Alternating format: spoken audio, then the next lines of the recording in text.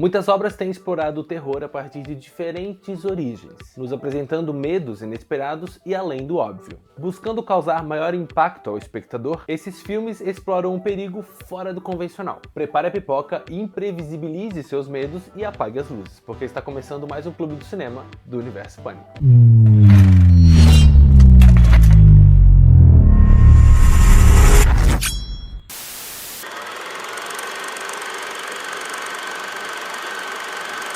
Ao longo do tempo, o terror tem se reinventado, trazendo narrativas que buscam inverter e quebrar padrões, com o objetivo de instigar o espectador se apoiando em suas vivências cotidianas. Enquanto alguns filmes centralizam o perigo na figura do vilão, outras produções transformam cenários e situações meramente banais em verdadeiras armadilhas mortais. O desconhecido é incerto e imprevisível. A morte, como uma ameaça invisível e constante, cria uma sensação de vulnerabilidade e temor, sendo muitas vezes mais perturbadora do que uma ameaça concreta. Na franquia Premonição, que teve o primeiro filme lançado no ano 2000, a morte é a principal ameaça, sendo apresentada de uma forma quase que personificada como uma força invisível que age de maneira calculada, infalível e criativa.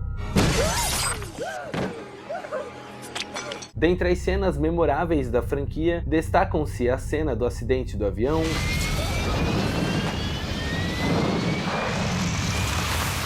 da montanha-russa,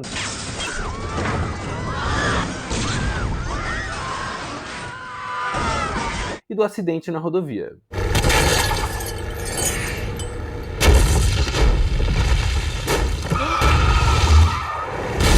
Na minha opinião, a cena do acidente de Premonição 2 é a melhor de toda a franquia.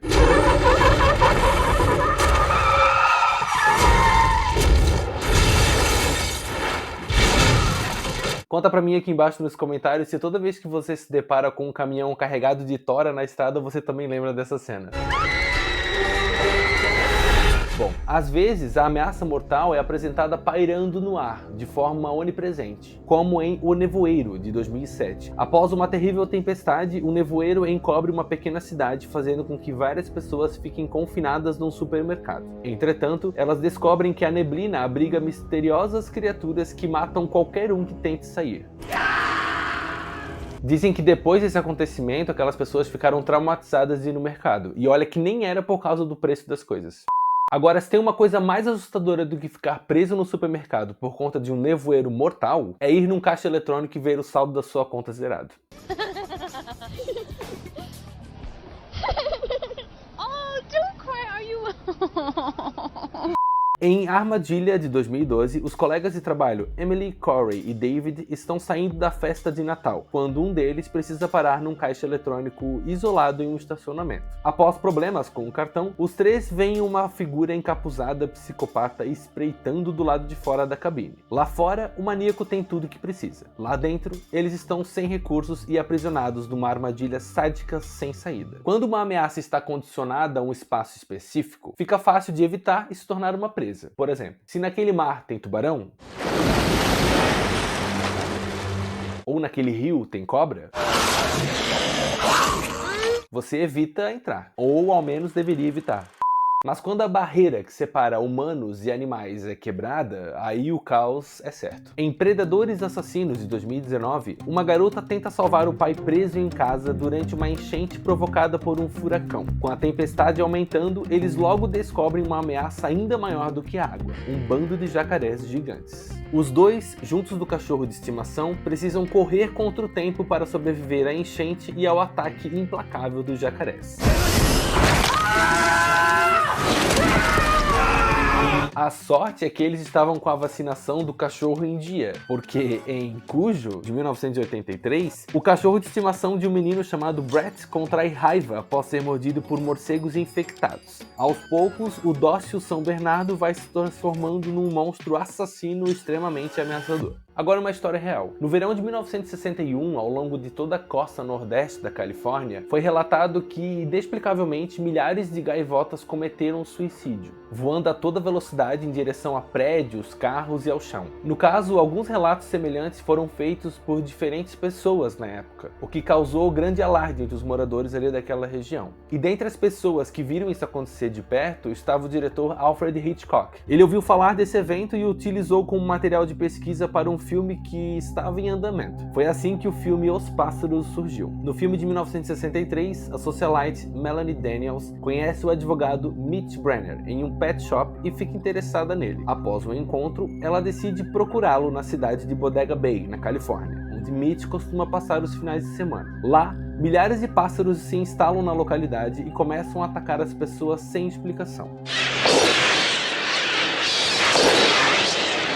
Na vida real, a verdadeira causa do comportamento estranho das aves só foi descoberta 50 anos depois do ocorrido. Segundo um estudo publicado em 2011 na revista Nature Geoscience pelos cientistas da Universidade do Estado da Louisiana, o que mais parecia um suicídio coletivo de aves era, na verdade, uma intoxicação. Após análise do estômago das gaivotas coletadas naquela ocasião, foi notada uma quantidade incomum de uma toxina chamada ácido domoico, que causa danos ao sistema nervoso. Essa toxina possivelmente chegou até as aves através de anchovas e lulas que elas teriam comido. É comum a gente ver essa subversão em filmes, onde algo aparentemente inofensivo pode tocar o terror literalmente. Daí nos deparamos com objetos que, ao invés de divertir, se tornam instrumentos da morte. Boneco que ganha vida é algo bem frequente no gênero. Os exemplos mais famosos desse segmento são o clássico Chuck e a icônica Annabelle. Mas tem um outro boneco que merece entrar nessa lista. Em Boneco do Mal, de 2016, somos apresentados a Greta, uma jovem que aceita um trabalho como babá. Porém, o garoto de 8 anos de quem ela tem que cuidar é na verdade um boneco em tamanho real.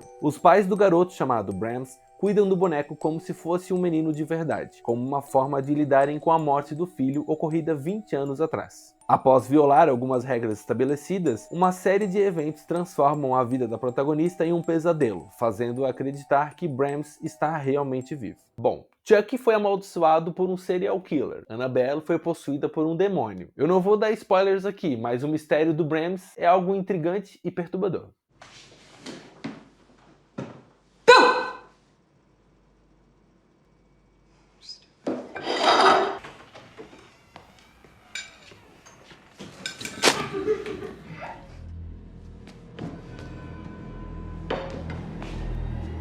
Brahms?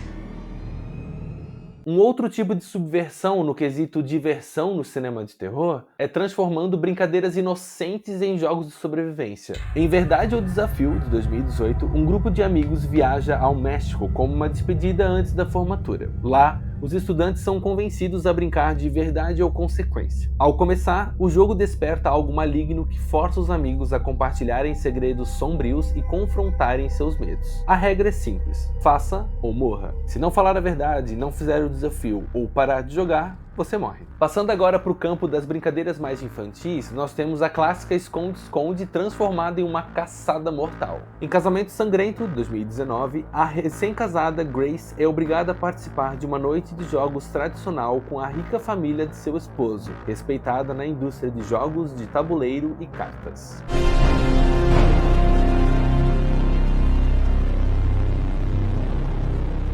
O terror também tem surpreendido em transformar objetos do nosso cotidiano em armas mortais. Em O Chamado, de 2002, a jornalista Rachel decide investigar a morte de sua sobrinha e descobre que 4 adolescentes morreram misteriosamente 7 dias depois de assistir a uma fita VHS com um vídeo assustador. Agora, ela tenta solucionar o mistério e impedir que a profecia se realize, já que ela e seu filho também assistiram ao filme.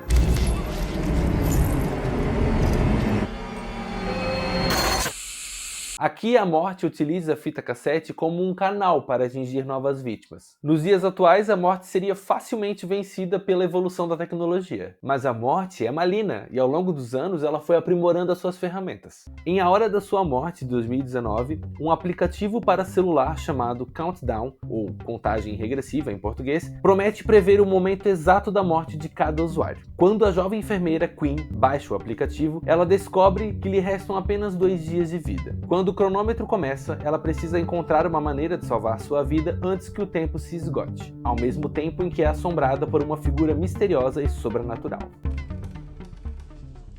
Wake up. Yo, are you calling my name? Abordando os mais variados temas e utilizando narrativas inovadoras, o terror exerce com excelência o seu papel em criar medo no improvável, assim como é eficiente ao intensificar os perigos conscientes do nosso dia a dia, nos transportando em uma viagem aterrorizante, seja pelo ar, pela terra ou pelo mar. Mas isso aí é assunto para um outro episódio.